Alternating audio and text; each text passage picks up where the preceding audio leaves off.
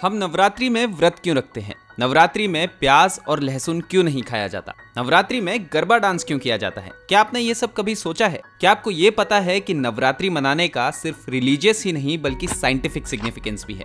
आज की वीडियो में हम नवरात्रि त्योहार के पीछे की साइंस के बारे में बात करेंगे। दोस्तों, जैसा कि हम सब जानते हैं कि नवरात्रि हिंदुओं का एक बहुत ही इंपॉर्टेंट फेस्टिवल है और ये पूरे north India, waste India, central India और वेस्ट बंगाल में बहुत ही धूमधाम से मनाया जाता है। नवरात्रि शब्द की बात करें तो ये एक संस्कृत शब्द है जिसका मतलब होता है 9 रातें या 9 नाइट्स, और इन 9 दिनों में दुर्गा माता के 9 अवतारों की पूजा होती है और लोग फास्ट यानी व्रत रखते हैं। नवरात्रि इसलिए मनाया जाता है क्योंकि माँ दुर्गा ने महिषासुर नाम के एक राक्षस का 9 दिनों के बैटल के बाद अंत कर दिया था, जिससे इस फेस्टिवल का सिग्निफिकेंस है बुराई पर अच्छाई की जीत। अब महिषासुर कौन था, उसको मारने की जरूरत क्यों पड़ी, इसकी बात हम कभी और करेंगे। फिलहाल बात करते हैं नवरात्रि के पीछे साइंटिफिक लॉजिक की। सबसे पहले जानते हैं कि नवरात्रि में व्रत रखने के पीछे क्या साइंटिफिक लॉजिक है। वैसे तो नवरात्रि का त्योहार साल में 4 बार आता है। एक बार दिसंबर जनवरी के महीने में जिसे मघ नवरात्रि कहा जाता है, फिर मार्च अप्रैल के महीने में जिसे चैत्र नवरात्रि कहते हैं, फिर जून जुलाई महीने में जिसे अशत नवरात्रि कहा जाता है और फिर सितंबर अक्टूबर महीने में जिसे शरद नवरात्रि कहा जाता है। चारों नवरात्रि का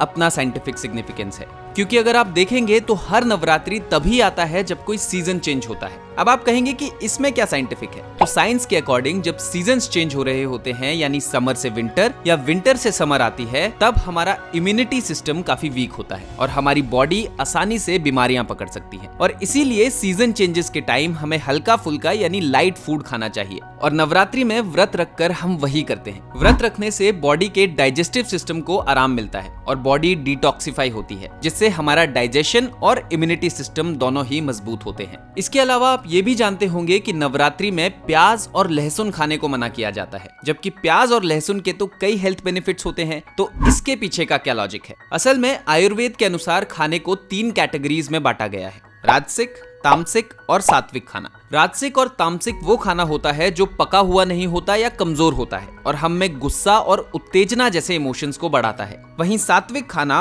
प्योर, नेचुरल और साफ सुथरा माना जाता है और हमारे फोकस को भी बढ़ाता है। प्याज और लहसुन तामसिक नेचर के माने जाते हैं, जिससे हमारा फोकस घटता है और इसीलिए नवरात्रि के दौरान प्याज और लहसुन खाने को मना किया जाता है। अब बात करते हैं कि नवरात्रि में गरबा डांस का क्या लॉजिक है। गरबा डांस एक फुल बॉडी वर्कआउट की तरह है, जिसमें आपके शरीर की लगभग सारी मसल्स काम करती हैं। गरबा में जब आप डांडिया का प्रयोग करते हैं तो आप काफी फोकस होकर खेलते हैं, जो आपके दिमाग के लिए अच्छा होता है और आपका कंसंट्रेशन पावर भी बढ़ाता है। इसके अलावा आपने ये भी महसूस किया होगा कि जब भी हम डांस करते हैं तो बाकी सारी टेंशन और स्ट्रेस को कम से कम उस वक्त के लिए तो भूल जाते हैं और काफी पॉजिटिव फील करते हैं। और नवरात्रि में हमें नेगेटिव चीजों और ख्यालों से दूर ही रहने को कहा जाता है। तो आप भी नवरात्रि के पीछे की इस साइंस का फायदा उठाइए और पॉजिटिव के साथ साथ हेल्दी रहिए। और अगर ये वीडियो आपको इन्फॉर्मेटिव लगी तो लाइक, शेयर, कमेंट और चैनल को सब्सक्राइब करना ना भूलें।